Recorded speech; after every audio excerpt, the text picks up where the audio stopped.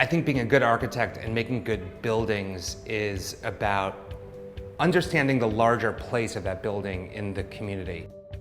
And ultimately, it all boils down to making buildings that people want to be in and that people want in their cities.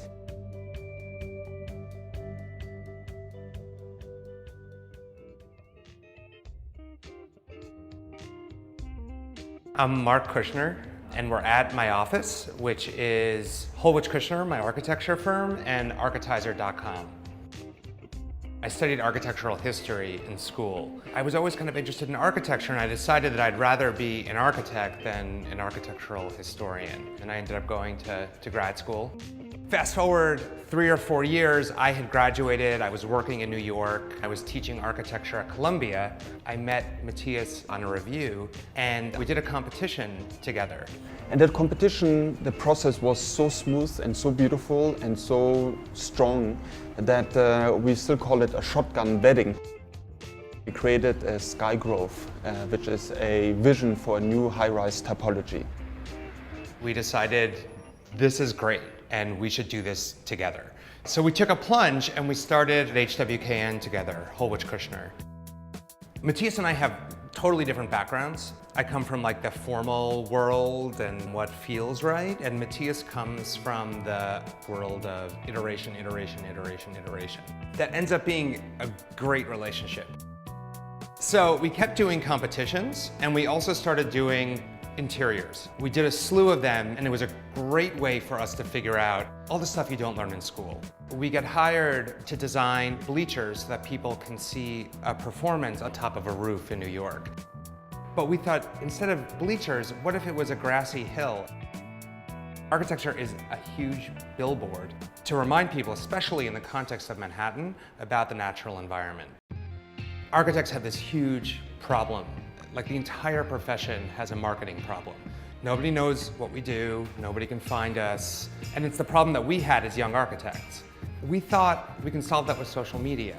So we built the first social network for architects. We built Architizer. The strange thing with architecture is architects don't actually communicate that much between themselves, or traditionally they don't. So Marc set out to really solve that problem and connect architects with each other to share the information on their buildings. Architizer launched with 200 projects, and we just passed 50,000 projects, and it's grown into the biggest platform for architecture online. People are consuming architecture around the globe, even if they're thousands of miles away from that building. We continued to build our portfolio. We were doing a lot of pop-up installations. When gay marriage passed in New York State, we hosted a competition to design a wedding chapel to do 24 marriages in 24 hours in Central Park. That really helped us when it came to do Wendy, because Wendy's like the ultimate pop-up. We were invited to compete in the MoMA PS1 Young Architects program.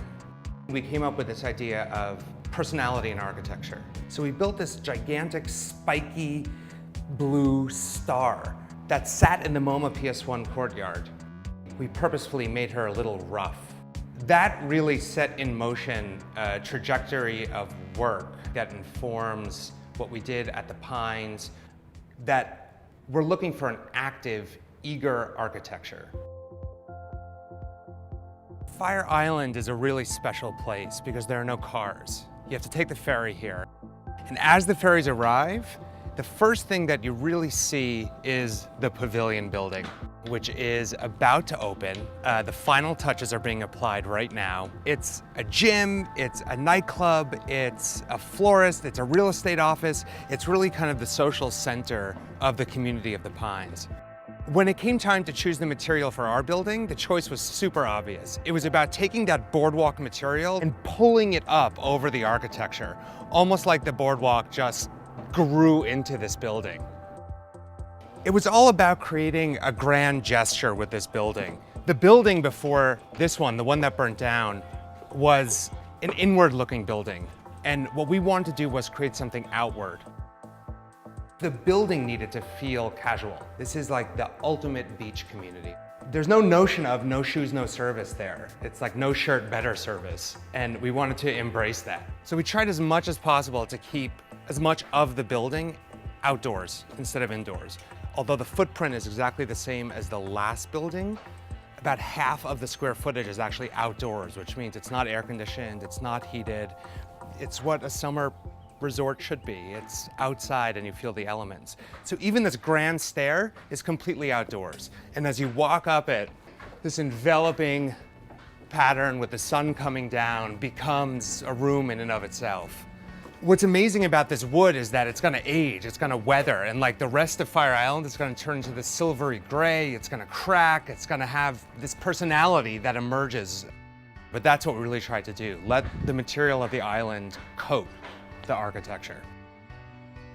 And this is the actual pavilion, this is the dance floor. What we've done here is try to create something unique. This is the bar that kind of comes out like a prow, so that the bartenders can actually be part of the crowd. When you're standing up on these stairs looking out, the bartender is part of the action. We created this sloped seating and kind of bleachers to create like a bowl, to push the action onto the inside, that even if you're not a part of it, then you become a voyeur. We wanted to create a building that is very active, very social, very inviting and accepting, but also a building that has a very strong identity, doesn't hide, but also invites. The pavilion is exactly the type of project we always dreamt about doing, and it's an honor as an architect, it's a responsibility, and we just want to do more, and we want to do bigger ones.